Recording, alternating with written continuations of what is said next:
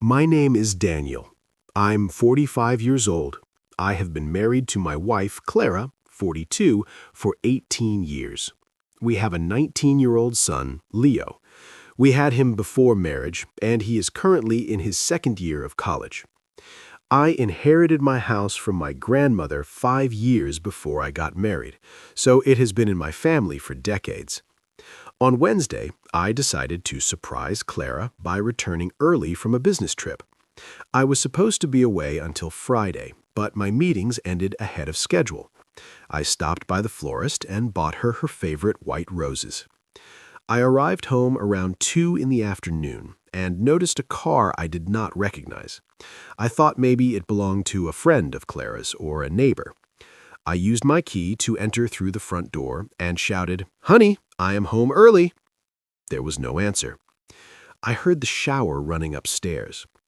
I went to the kitchen, put the flowers in a vase, and headed upstairs to surprise her when I heard voices. 2 voices, a male one that I definitely did not recognize, and then Clara's laugh, a laugh I had not heard in years. I stood there for probably 30 seconds, just listening, hoping I was wrong. But the voices became clearer as I approached our room. The bathroom door was ajar, and through the frosted glass of the shower, I saw them. I do not remember consciously making the decision to open the door. Everything after that is a bit of a blur. I threw open the shower door, and there was my wife, with a guy who looked to be in his 30s, dark hair, well-built, completely naked, obviously. The guy, I later learned his name is Vincent, immediately put his hands up and started saying, "Hey, can I explain?" Clara screamed and grabbed a towel. I told him to get the hell out of my house. He said he was just going to get dressed and would leave without a problem. But something inside me broke. Maybe it was seeing him so calm, as if this were just an annoyance. Maybe it was the fact that he was in my shower, in the house my grandmother left me. I grabbed him by the shoulders and threw him against the bathroom wall, hard. He tried to push me back, so I punched him, and then I punched him again.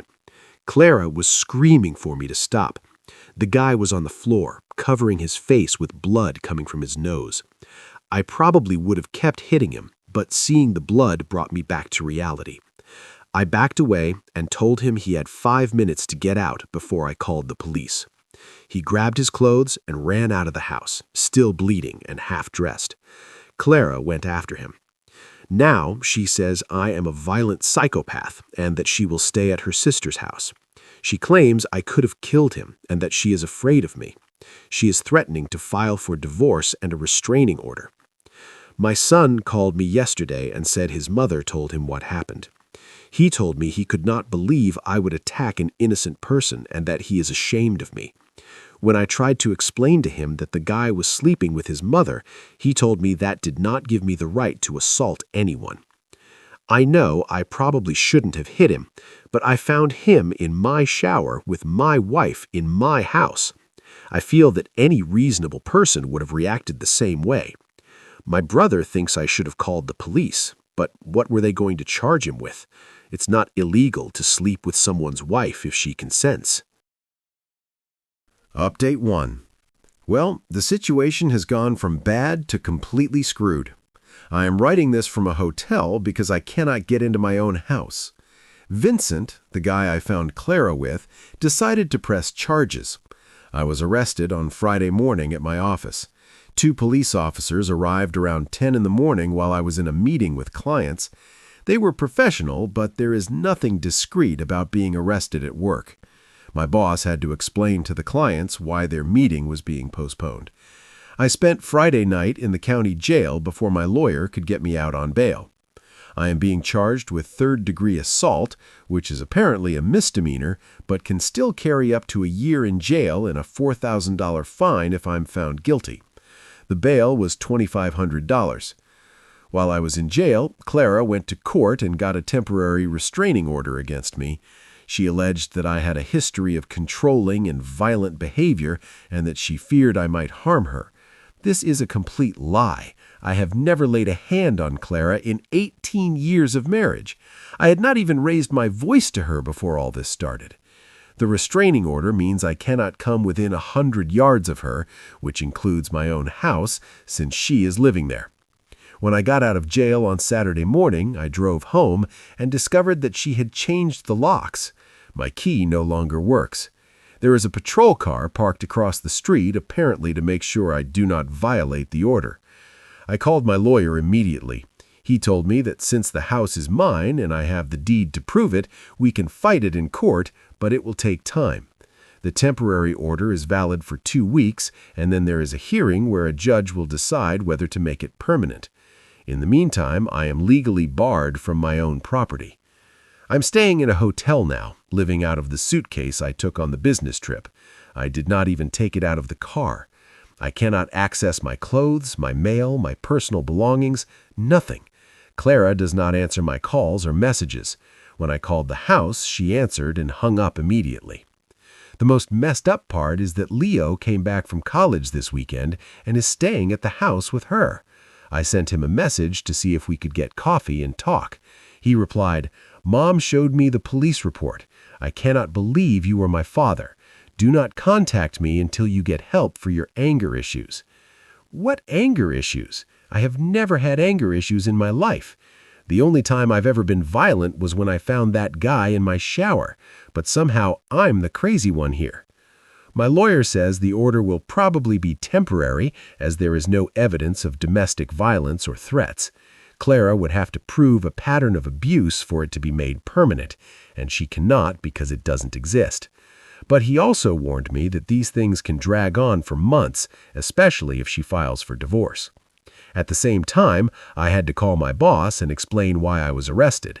He was understanding, but said that if this ends in a conviction or affects my ability to work with clients, we would have to talk about my future at the company.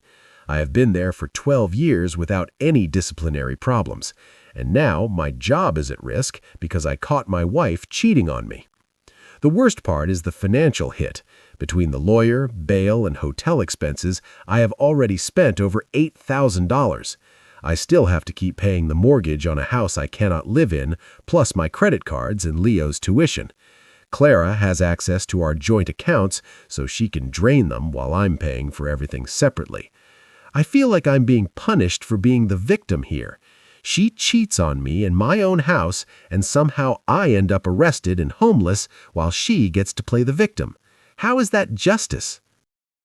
Update 2.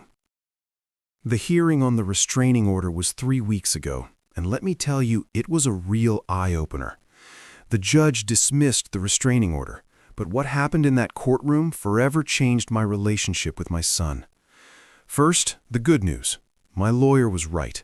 Clara could not prove any history of domestic violence or threats.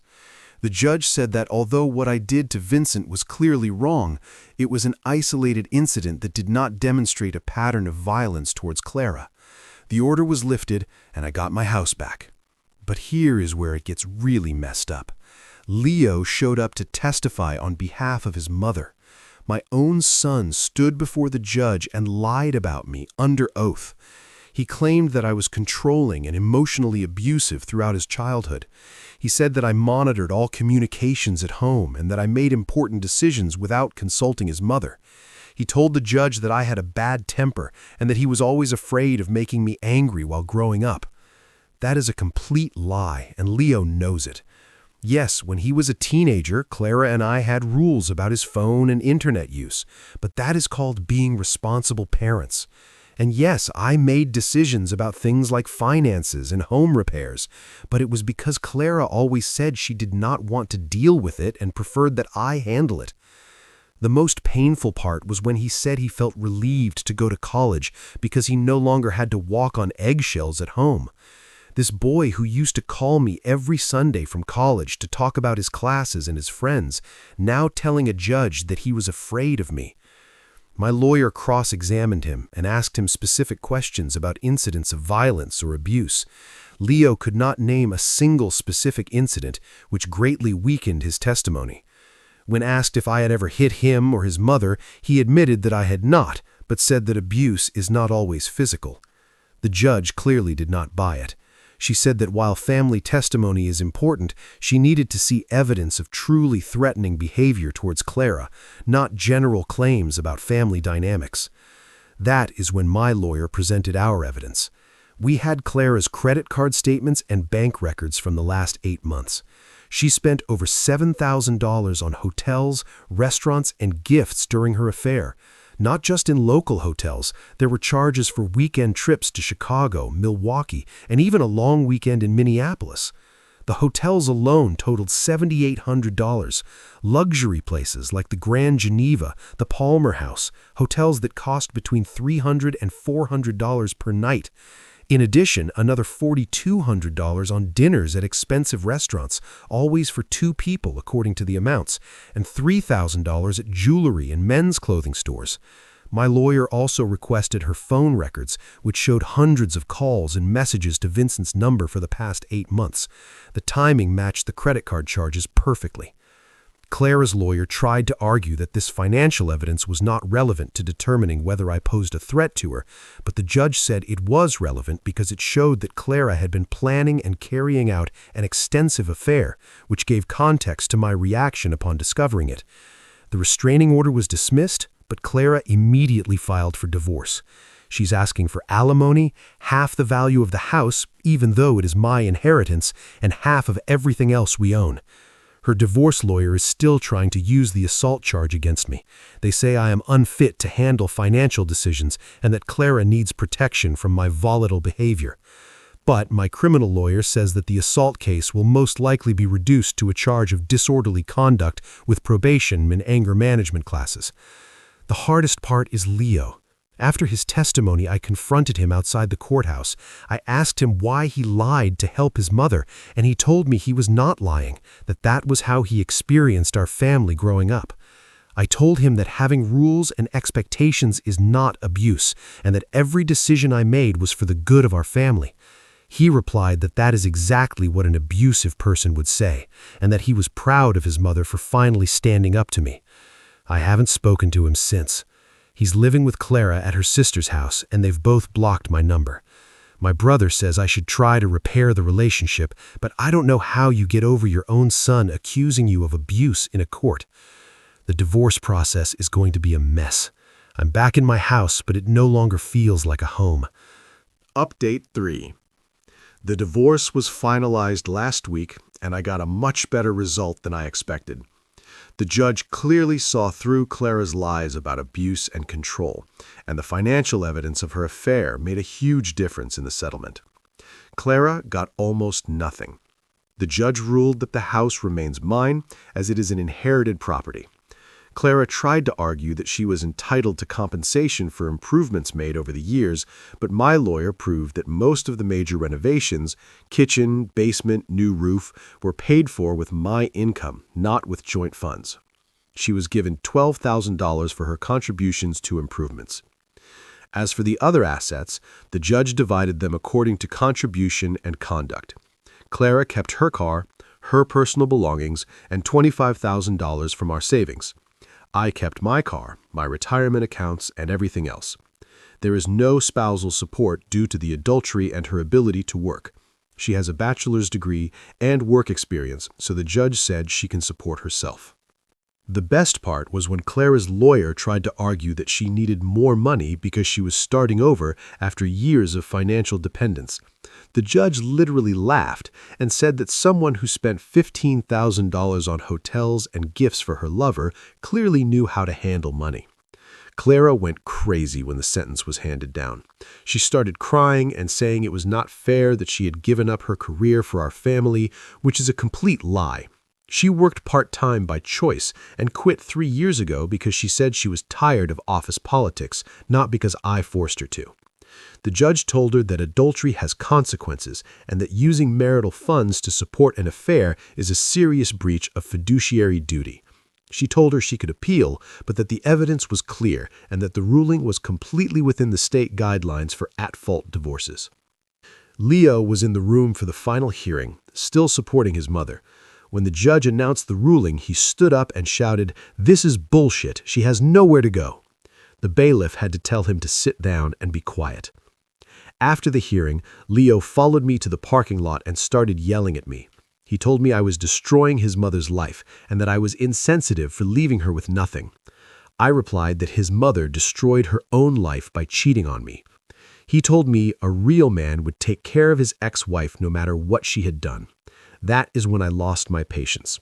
I told him a real son does not lie in court to help his unfaithful mother, and that if he wants to live in his fantasy world where she is the victim, then he can support her. He told me he would help her as much as he could, but that he is a college student with no money. I replied that he would have even less now because I was no longer going to pay his tuition or his expenses. That if he wanted to choose his mother over me, that he should also take care of his education. Leo was shocked, as if it had never occurred to him that his decisions could have consequences. He told me he could not afford to stay in college without my help, and I told him he should have thought about that before he decided to testify against me. Clara overheard the conversation and ran towards us, yelling that I could not punish Leo for telling the truth. I replied that Leo lied under oath, and now he has to live with the consequences of that decision, just as she has to live with those of her affair. The current situation is that Clara is living with her sister, but her sister's husband is already starting to get tired of having her there. Clara has applied for several apartments, but her credit is not good, and she has no recent employment history. Most places are asking for the first month, the last, and a security deposit up front, and she cannot afford it, even with the $25,000 she got from the divorce. Leo has returned to college, but he called me last week begging me to reconsider cutting off his financial support.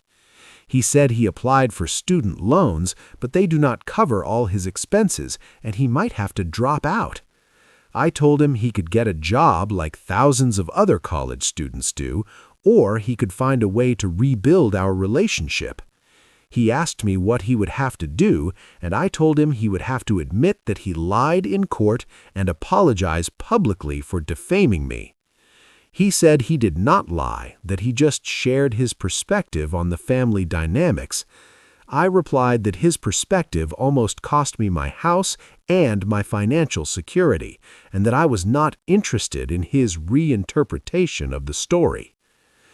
I have been living alone in my house for a few months, and honestly, it is quite peaceful. No drama, no walking on eggshells, no wondering what Clara would be doing when she went out. I eat what I want, I watch what I want, and I do not have to answer to anyone. My brother thinks I'm being too hard on Leo, that he's just a kid caught in the middle of a bad situation, but I do not see it that way. Leo made the decision to actively participate in trying to destroy me financially and legally. The fact that he's young does not justify lying under oath. Clara has been trying to contact me through mutual friends, asking for help with housing. Some people have suggested that I should lend her money for a deposit on an apartment for Leo's sake. But I do not owe Clara anything, and Leo chose his side.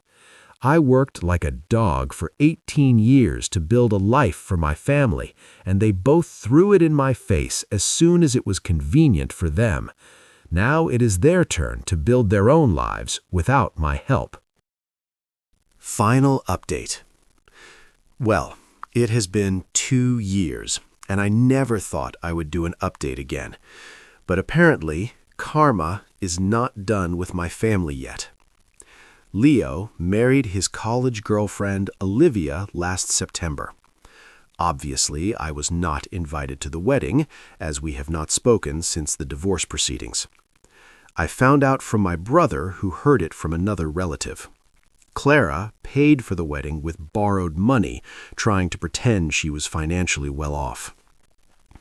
Olivia seemed like a good girl the only time I met her before everything went to hell. Smart, studied accounting, came from a good family.